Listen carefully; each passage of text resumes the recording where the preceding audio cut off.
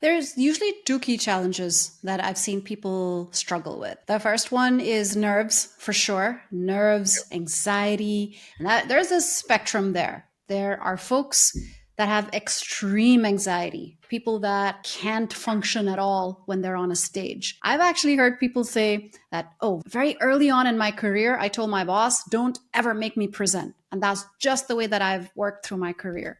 And that makes me really Yeah. sad because imagine the number of opportunities you've said no to just because you've Yeah. embraced that fear Uh, instead of pushing you out there. They're saying yes. So there's that big challenge, which ranges from that extreme stage fright that I was talking about, where I've worked with clients who have such intense feelings of anxiety and stage fright that they've gone on stage, forgotten what they had to say, and have had to run off, and they feel humiliated and traumatized and embarrassed, and they never want to speak to an audience ever again because they just can't figure out how to not let the nerves control them. And then, of course, there's a spectrum. So at the other end, there are people who feel some level of anxiety, some level of nerves, which affects the way that they come across. So they do function, they can get through a conversation, an interview, a podcast, but at the end, they feel like they could have done better if they hadn't felt as nervous. They could have been more concise, more precise, more impactful.